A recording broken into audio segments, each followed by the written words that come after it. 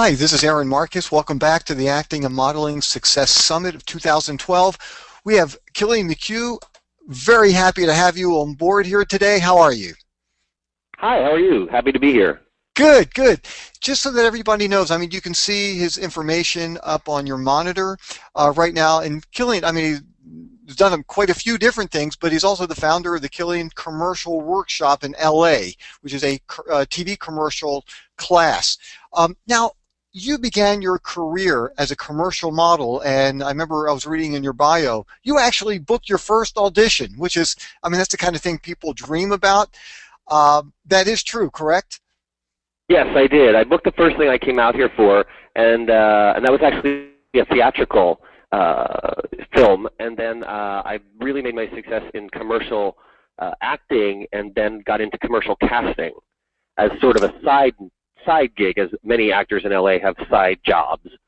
And then the commercial casting kind of took over my life, and then I began the Killian's Workshop.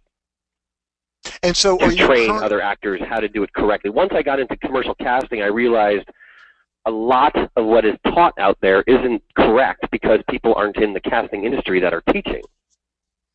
So once I got into that room every day and was in the room with the directors and doing the callbacks, et cetera, I really found out how to do this correctly. And then I decided to show everybody. I'm sure it must have been very frustrating on your end as a casting director. You see somebody come in and you're thinking, okay, this person's got the perfect look for this particular commercial. They have everything going for them except for the audition itself. And you're and thinking, that's the important part. Don't do this thing. If you do this and this, you've got the job. I would say, honestly, I've been in casting now for 12 years, and I would say on any given day, 60 to 70% of the people that we see have no idea what they're doing in that room. That's why I started the workshop, because it was so frustrating, and I was spending my day teaching everybody. I just decided to just kind of do it as a formal class and get them all in here at once and show them.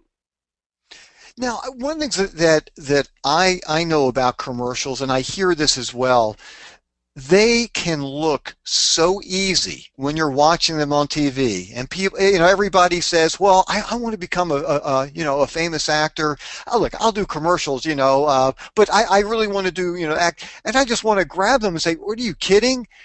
What makes you think that doing commercials is an easy kind of thing?" They look easy because the people doing them, for the most part, are very talented, but they actually are very difficult. Maybe you can just talk a little bit about what are some of the difficult aspects of the commercials, and what should actors be doing to make, give themselves a better chance of booking the job? Honestly, commercials, I believe, are the hardest medium because, first of all, there is a false sense of I'm making it here, I'm living the dream, because it's much easier to get a commercial agent than it is a theatrical agent, and you're going out every day, and you're auditioning every day, and you're feeling like you're living a dream, and maybe you're booking a couple a year, but that's not why you moved here. So I always teach in my classes to keep the eye on the prize. The big picture is theatrical world, movies, television. This weekend is the Oscars. And so the commercial world is a nice way to subsidize, you take that money and subsidize your artistic lifestyle, your artistic pursuits. And so that's what I try to teach, is to always keep your eye on the prize, the main prize. Now, for commercials, I think it's the hardest medium because there's so much technical aspect involved. Cheating out to the camera so they see your performance. Timing in commercials is crucial because we don't have time. The movie has minutes and hours to create a character. We have 30 seconds. We're shooting 30-second movies. And so you have to understand that time frame. 30 seconds is a very long time and a very short time, but you have to understand that time. And then there's also the selling aspect. You see, when you're at the Groundlings or IO West and doing improv, you can do whatever you want. When you're improvising in a commercial, you can't, because there's legalities involved, and we're selling a product always.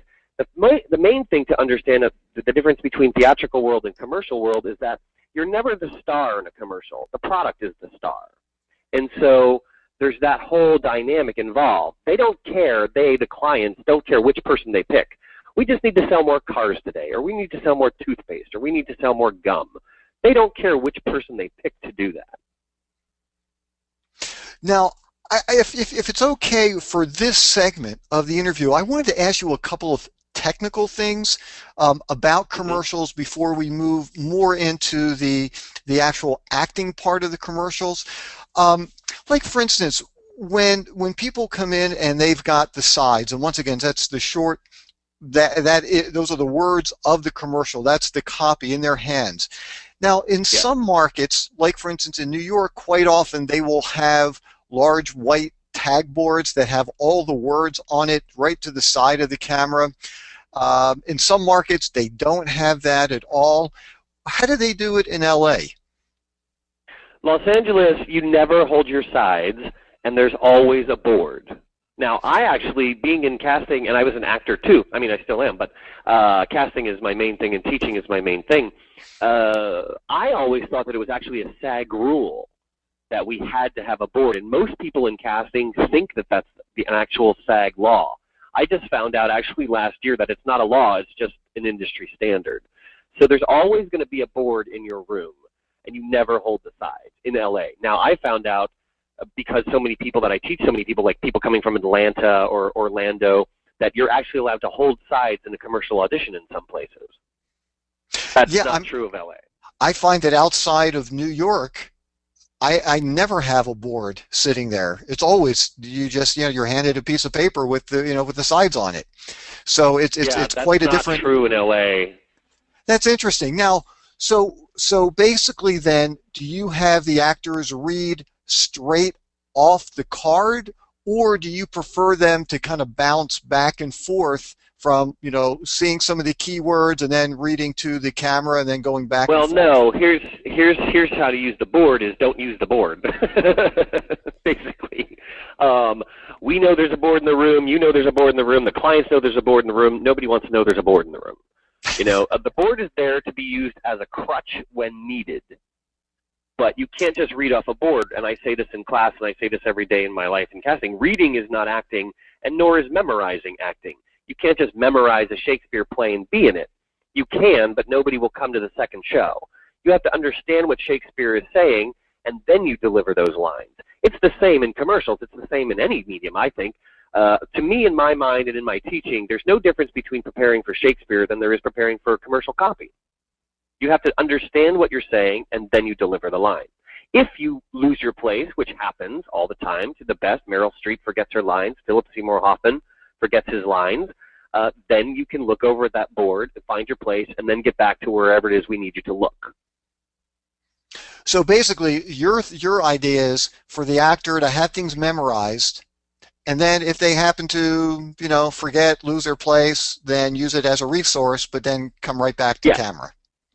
And yes, and now just saying, having it memorized, that doesn't mean to me if you screw up one word or you forget one word that you crumble in front of camera and give up or quit or ask can I do it again? You just keep going. Memorizing it is good to know the lines, but we're not so rigid most of the time. As long as you understand the copy and you give us the points, we don't care that you say it word for word in every audition. Now, sometimes we do, and we have to have it word for word, but for the most part, we're not saying that. But you have to know the lines in order to make them your own.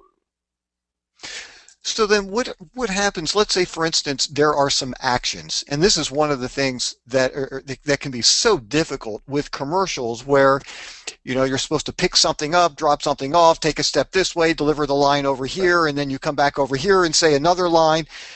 When there are lots of actions being asked for, or really any actions being asked for, and you're not given a prop to utilize it with, do you still Mhm. want the actor to go through the motions of using those actions, or just say the lines and everybody will understand?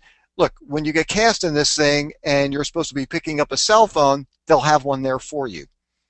Well, I mean, I can't speak for the industry as a whole. Every office is different, but I've worked for when I used to start. I started as an assistant, to the casting directors. Then I became the actual guy who films you. It's called a session director here in LA, and I did that for many years. I worked for every single top casting office in the city, and for the most part, it's the same. we don't like miming in LA. Directors hate miming. Now, sometimes it isn't possible to have something, so we'll say just mime that, but we try not to because directors really hate miming. But so if we here in LA, if you need a cell phone for your scene, we'll put a cell phone in there. We go and we buy props or we make props to make it as best for the actor as we possibly can. But otherwise, like for instance, there's a scene and you're supposed to be, hugging somebody, kissing somebody. You certainly are not wanting the other actor to, run over and kiss a director or something like that to make the make the scene look. No, we have. If there's a kissing scene, which does happen in commercials, it's kind of funny. But we have the actors kiss each other. Got it. So Yeah. so you want to see some kind of real connection with the actors who are auditioning for this particular scene. Correct. Now, have you ever been in a situation, because I have seen this happen before, where you might have an actor come in who's done mostly theater, and you might have another actor who's done film and television, and they're auditioning together, and let's say they're supposed to be a husband and wife. Now, the theater actor who hasn't had much experience, they're still trying to hit the back row, and they're screaming That's exactly these right. lines out where it's supposed to be a very intimate kind of scene here. And the other actor, once the theater actor walks out, how would you feel if somebody walks over to you and says, "Hey, I just wanted to ask, can I possibly do this again with somebody else?" Okay, so that's a really good question, and it's kind of a behind-the-scenes answer in LA. Basically, I think this is a SAG rule. When somebody comes to audition, we have to see them. We're not allowed to take them off the tape, you see. But if somebody's really bad, and just because they're theater doesn't mean that they're bad, it just doesn't, they don't understand this medium. I can always tell, especially teaching now for as long as I have, and doing I've done the workshop now that's 7 years now, and I've been in casting for 12. I can always tell a theater person. And so what we do is we direct them and we try to bring them down. And then if we can't, and it's rare that we can't because that's what our job is supposed to be as directors, casting directors. If we can't get what we want, then let's say there's 2 people in a scene, I would hold one back. I would release the one that isn't giving me what they should or what I want them to, and I would still keep that on the tape. But I would say to that other person that I kept behind, hey, just stay here and I'm going to get you somebody else. So I wouldn't ask. So for your actors, I guess you're asking from the actor point of view, I wouldn't ask to do it again with somebody else. They'll know, at least in LA, I've only acted in LA. If in LA, we can see that it's going badly and we'll get you a new partner. Okay. And how about as far as dressing for the part with a commercial? If somebody's auditioning, to be a professor, would you like to see them in a tweed sports coat? Yes. Yes. Yeah, you have to wear what we ask you to wear. The people who are watching these tapes, our clients, they're very, very busy, and they don't have time to visualize you. They need to see instantly that you look the part. And so if you come in scuba gear, but I said tuxedo, my clients, it's not that they don't have the vision to see you in a tuxedo, it's that they don't want to take the time because they don't have any time. You see, they don't care which actor they pick. So actors are coming about it from a talent point of view. I'm so talented, I've studied so long. We don't care about that in Los Angeles commercial casting. It's whoever gives us what we want in that moment. So why would they take the time to visualize you in a tuxedo if you're in scuba gear when there's 180 other people on this tape who wore a tuxedo? Got it. So it's more of a business. It's very business here. It's not about hopes and dreams and I've studied and I'm doing all this stuff. That's all great. But what we need to do is sell more cars. And so whoever helps us and takes a note and does what we ask will get that part. Now, are there any common mistakes that you see as a casting director that actors make all the time that you would like to see changed, or something that can really help them much more? I think really just being prepared in that room is the most common mistake. Actors aren't. You know, it's very funny here in LA. If you go to a theatrical casting, you know, for a show or a movie, the lobby with all the actors in it is complete silence because they're all studying their craft and they're working on their moment befores and all the theatrical things you're supposed to do. You come to a commercial casting, and the lobby sounds like a nightclub. Everybody's talking, everybody's laughing, everybody's having fun, and we have to come out of the rooms, you know, 8 times a day and say, quiet down, quiet down, quiet down. We never do that in theatrical world because you would never dare go over to your friend in a theatrical casting and talk to him because you know that he or she is studying their craft. To me, there's no difference in commercial world. And so why is our lobby so loud? And then they come into the room and they don't know their lines. Like if the lobby was a club and everybody's having fun, but then they all came in and delivered, that would be one thing. But to sit out there and have this time to utilize, but to blow it off because, oh, it's a commercial, that really frustrates us. So I think being prepared, I mean, luck favors the prepared. Yeah. Now, could you also just talk a little bit about some of the different styles of acting that you would use for a commercial as opposed to film or television? What do you mean by styles? Well, like for instance, I mean, when you're shooting a film, your face is going to be blown up, you know, 50 times the size in order Right. to fill a screen, and so every slight little minute eyebrow movement is going to be gigantic.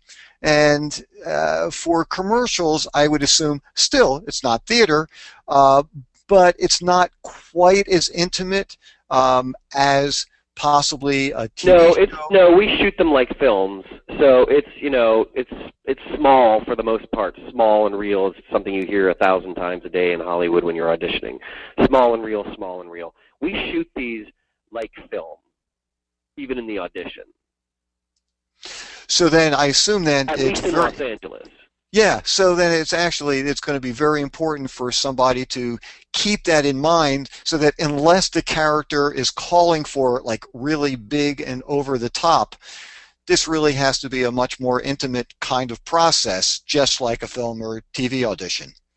No, it most certainly does. And, you know, they used to say, I think in the 80s, they used to say, be big and the director will bring you down at callback. That's a phrase that everyone knows. It's been around for a long time. That is not true anymore. If you're big when you first walk in, if you're too big, we'll just politely dismiss you, and then that'll be the end of that. We don't take the time to bring you down. So I always tell my actors to err on the side of small. Hey, I've got to ask you this because I have found, and I don't know if you'd really want to answer this one or not, but I have found that when I go to auditions, the nicer, the more complimentary either the casting director is or the director is, when they say to me, that was great, I loved it, are you available these dates? That was just what I'm looking for. Typically, those are the auditions I never book.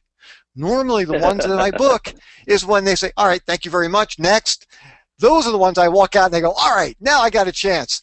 So That's funny. do you ever find, like, are you saying, like, really nice things to people No, sometimes okay, just because you feel yeah. bad for Let me them because you clarify know they're because I never don't going want to get the actors job? now, because actors overthink things and then they'll all be paranoid every time somebody compliments them now if we say that. You know, the thing about commercials is, I can't speak for movies and television when they say that, but in commercials, the director meant everything he said just there. He wouldn't say that if he didn't mean it, but we have to then go through the client. So let's say, you know, whatever the product is, it's Chevy or it's Coca-Cola, and the director loves you, and you're the guy, and he says, make sure you're around, I want to shoot you. And then you leave and you feel really great. You should keep that feeling, but the head of Coca-Cola may have decided, no, that's not the way I want to go. Right. And so in commercial world, the director is very important, the ad agency is very important, and they all make their top picks. And then it's up to the client, though, who has the final say. Yeah. So all of that stuff he said was genuine. I mean, everybody said, you know, to joke about LA being fake and all that. We are to a certain extent. We love our shallowness, but that's true when we tell you those things. But it ultimately comes down to the client's pick. Oh, that's nice to hear. Hey, Colin, I want to open Yeah. things up for some questions. We only have a couple of minutes for that. So, Joel, if there are any questions, please send them through. Absolutely. So, Killian, Nicole asks, if you want to pursue TV and film in Los Angeles, why should you or not strive for commercial agent? I guess she's asking, should you do commercials if you want to do film and TV? Because commercials are going to be your in. Unless your daddy owns a studio, or unless you have family money, meaning you don't ever have to worry about a day job, you're not going to make it. Nobody's going to pick you. You can't make it in Hollywood without connections anymore. So agents aren't going to pick you if you don't already have a show on the WB. So your in is going to be commercials because you're going to get shows through the commercials. It's not the old Hollywood where they find somebody and I'm going to make you a star, kid, and they invest in you. You have to come to theatrical agents already having had made money because that's what they care about. How much is this person going to make me? So who's going to put you in a show when you don't have any credits? So what you have to do is book commercials, and then you get a show. So commercials are going to be your in for the most part. Very good. Warren has a question, and I think this is following up to you, Killian, saying that you needed to be dressed for the part when you go in there. They don't have to use their imagination. He asks, so a doctor's lab coat and stethoscope is required for the role as a doctor when I go in for a audition? Okay, that's a really good point. Yeah, you don't want to overthink it, but if, like, okay, let's say we're doing a commercial for Best Buy. You know, they all wear blue uniforms. So we would like you in a blue polo. So you dress as best as you can, or cop. The better one is cop. You don't have to go get a whole badge and a gun belt. That's a little crazy, and a hat. But you wear the blue button-down shirt and the black pants, you know? And then for lab coats and things like that, every casting office that I've ever worked for, we all have lab coats on hand. Well, I can tell you what I do on my end. I don't bring stethoscopes or, tongue depressors or anything like that, but I will bring a lab coat with me, and then I will ask the casting director, is it okay if I put this on? Exactly. Every once in a while. A lot of people, it depends on what you go out for, too. I don't own a lab coat because I don't go out for those parts, but many people who book that, they have their own, and then you bring it, yeah. You want to use some common sense about it, and have the things that that you go out for. If you go out for cop a lot, maybe go get that. We have in LA. I don't know about other markets, but we have thrift stores with every costume you can imagine, and they're super cheap here. So actors have lots of those things. Yeah, and the important, I was just going to jump in for the last thing. The important thing is you do want to ask the casting director, because I have had some casting directors say, hey, I know what doctors look like. I just want to see if you can act. You don't have to put all the stuff on. But, as an actor, I feel more like a doctor when I'm wearing a lab coat. And, like Killian was saying, if it's the client who's making the final decision here, well, maybe that pharmaceutical guy will view me more as a doctor if I actually look like one. Oh, for sure. We need to wrap up, guys. I got two more related questions from Orson and Serena. The first is, would you take an actor seriously and book them if they're not based in LA? And a second question, kind of in conjunction with that, what about auditions using video? How does that work? And then we've got about a minute till we need to wrap up. Okay, so I'll do it quickly in a minute. I take all actors seriously no matter where they live, but we need you here to audition in LA if the job is in LA. So that's just a technical thing. It doesn't matter. It doesn't mean that you're thought of as a lesser than actor if you're in Minnesota right now. That's just geography. That's where you live. But in order to get bookings here, you have to be here because this is where we're auditioning. And then the second question was what? Dealing with sending in auditions via the internet. Video. No, we only do that if the clients require it. That's something that just doesn't exist here in LA. Because you see, the thing about not living here is all auditions come through agents here. So you have to have an LA agent submit for our job, and then we pick through your agent. It's very rare. I mean, it's called real people casting, in quotes, real people, which means people who aren't actors. and we go out and find them in the malls or on the beach or wherever. But for the most part, we put out a breakdown, agents submit, and we pick those actors that are submitted by agents. That's how it runs here. Great. Hey, Killian, I want to thank you so much. I want to let everybody know, if you do wind up in LA and you are looking for classes, definitely check out his website. It's killiansworkshop.com. It's right on your monitor. And thank you so much. Your information was wonderful. Thank you so much. Leap and the net will appear. That's what I say every day of my life. Thanks, guys.